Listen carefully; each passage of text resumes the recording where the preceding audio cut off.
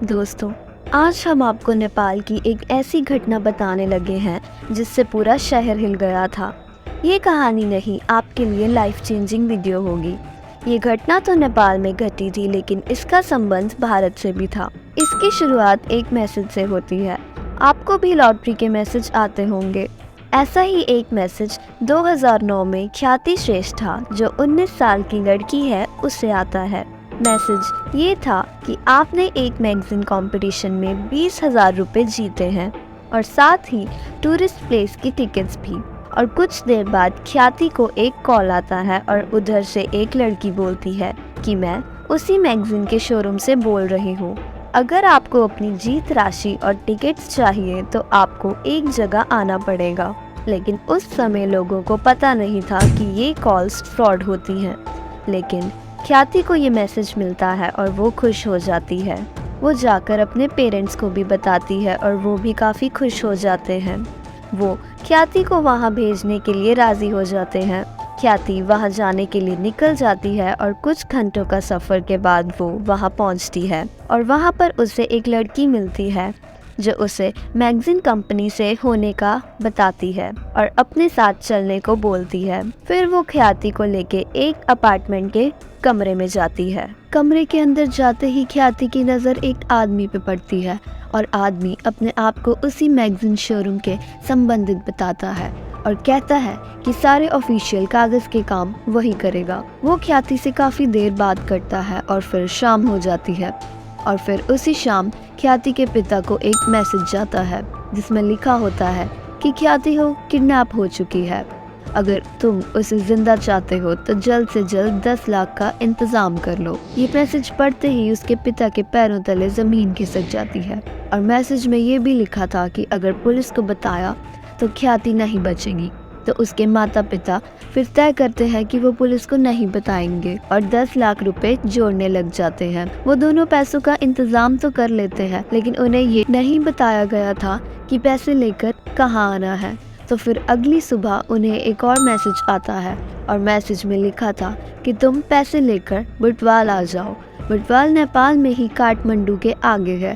बुटवाल पहुंचते ही वो सब किडनैपर को कॉल करते हैं और किडनैपर उन्हें दार्जिलिंग आने को बोलता है जो भारत में है और वो वहाँ से 1400 किलोमीटर दूर था। बेटी के लिए वो सब भारत भी जाते हैं और वहाँ जाके किडनैपर को कॉल करते हैं और किडनैपर बोलता है कि तुम पैसे लेकर कागर बेटा आओ, जो कि वापस नेपाल में था। एक तो बेटी का दुख, ऊपर से किडनैपर का ये गंदा खेल। वो बहुत ज़्यादा परेशान हो जाते हैं, लेकिन वो फिर नेपाल जाते हैं अपनी बेटी के लिए। अब उनका शरीर पूरी तरह से टूट जाता है। फिर वो किडनैपर को वहाँ पहुंचकर कॉल करते हैं। किडनैपर उन्हें एक फलाने होटल के लिए बोलता है और वहाँ पहुंचकर उसे कॉल करता है। तो किडनैपर बोलता है कि ऊपर पैसों को बैग लेकर अपना नौकर राम को भेजो सिर्फ। तो वो वैसा ही करते हैं। तो राम उनके बताए कमरे में जाता है और ख्याति के माता पिता की उम्मीद में कि राम उनकी बेटी को लेकर आएगा। पर थोड़ी देर बाद राम अकेला आता है खाली हाथ और बोलता है कि वो लोग कह रहे हैं कि ख्याति आपको अपने घर पर मिल जाएगी। फिर वो बिना रुके बड़ी तेज़ी के साथ अपने घर काठमांडू पहुंचते हैं, लेकिन घर पे ताला लगा होता है और ख्याति आसपास भी नहीं होती। तो वो किडनैपर के नंबर पे मैसेज भी करते हैं और कॉल भी, लेकिन कोई जवाब नहीं मिलता। कई घंटों बाद भी किडनैपर का फ़ोन नहीं लगता और ख्याति का कुछ पता नहीं चलता। वो हिम्मत कर नज़दीकी पुलिस स्टेशन जाते हैं। वो पुलिस को पूरी बात बताते हैं। फिर पुलिस ख्याति के पिता से पूछती है कि क्या आपको पूरे केस में कुछ अजीब लगा। पिता बोलते हैं कि हाँ, हमें बिना बात के ही इंडिया भेजा गया था और फिर वापस नेपाल बुलाया गया। फिर वो ख्याति की माँ से पूछते हैं कि क्या आपको कुछ अजीब लगा। वो हाँ कहती है कि जब दार्जिलिंग से वापस नेपाल के कारकबीता आए थे तो मुझे उस होटल के पास बीरेन श्रेष्ठा नाम के व्यक्ति पर पड़ी थी। तो पुलिस उसके बारे में पूछती है और ख्याति की माँ बोलती है कि हाँ, पहले हम बीरेन के घर पे किराए पे रहते थे और वो एक टीचर भी था, इसलिए वो ख्याति को प्राइवेट ट्यूशन्स भी देता था।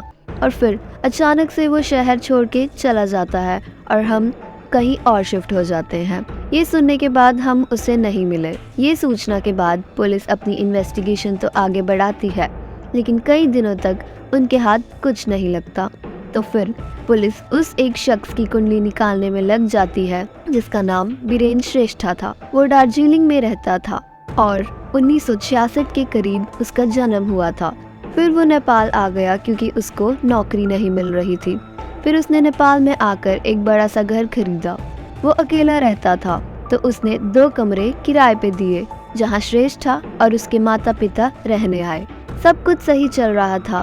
बीरेन ख्याति को ट्यूशन्स भी देता था, पर एक दिन अचानक से बीरेन अपना घर बेच देता है और कहाँ चला जाता है किसी को नहीं मालूम। फिर जब पुलिस बीरेन को ढूंढने लगती है तो पता चलता है कि बीरेन काठमांडू में एक किराए के घर पे रहता है।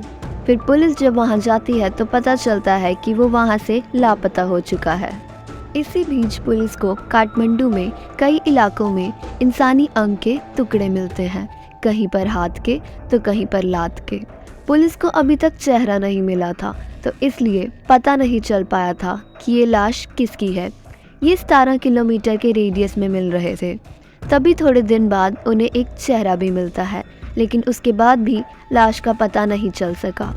और उसके बाद ही पुलिस के छापे से कई यत्न करने के बाद पुलिस को बीरेन श्रेष्ठा काठमांडू के ही एक इलाके से मिलता है और उसे पुलिस स्टेशन लेके आया जाता है। फिर उसे पूछताछ शुरू होती है, लेकिन बीरेन हर सवाल का जवाब ऐसे बड़ी तेजी से दे रहा था मानो कि वो पूरी तैयारी के साथ आया था।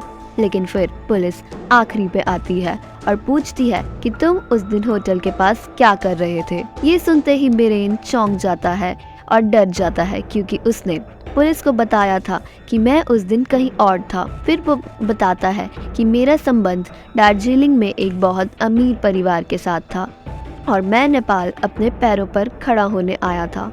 और फिर वो सच बताता है कि उसके पास बहुत पैसा आ जाता है, उसकी बहुत अच्छी नौकरी लग जाती है, उसके पास अब कोई कमी नहीं थी। तो एक दिन वो कैसीनो जाता है और जुआ खेलता है।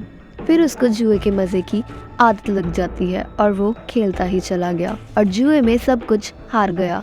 और पूरा कंगाल होने के बाद वो अपनी जान पहचान वालों से कर्जा ले लिया, वो भी जुए में लगाकर हार गया। फिर लोग अपना कर्जा वापस मांगने लगते हैं और ना ही कोई कर्जा और देता है। फिर उसने अपना घर बेच दिया, लेकिन उसे भी पूरा पैसा नहीं मिल पाया। उसने दार्जिलिंग वाले घर से भी काफ़ी पैसा ले चुका था।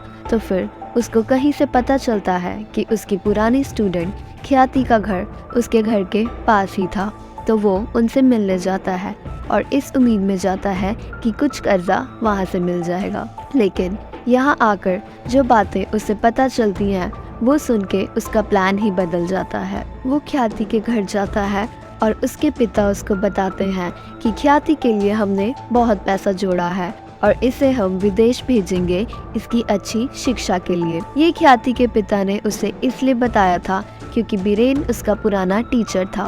फिर बीरेन उन्हें पैसे मांगने को छोड़कर दूसरा तरीका से पैसे निकलवाने का आइडिया सोचता है, जो कि किडनैपिंग का होता है। उसने अपनी पुरानी स्टूडेंट मेरीना शाक्या की मदद लेता है, उसकी फ़ोन पे बात करवाता है और जो वहाँ लड़की मिलती है वो भी मेरीना ही होती है। और जो आदमी उसे अपार्टमेंट में मिलता है वो और कोई नहीं बीरेन ही होता है और वो उसे कोल्ड ड्रिंक में गोलियां मिला के बेहोश कर देता है। फिर पुलिस पूछती है कि अगर तुझे पैसे मिल गए थे तो ख्याति घर वापस क्यों नहीं आई।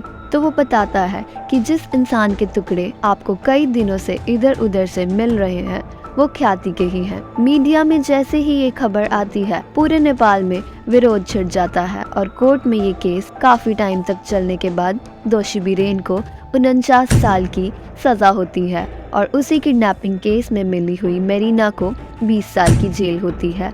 तब से नेपाल में एक टीचर पे आंखें बंद करके भरोसा करना बंद कर दिया गया है। तो दोस्तों, अगर आपको ये वीडियो अच्छी लगी हो तो लाइक, शेयर और चैनल को सब्सक्राइब ज़रूर करें।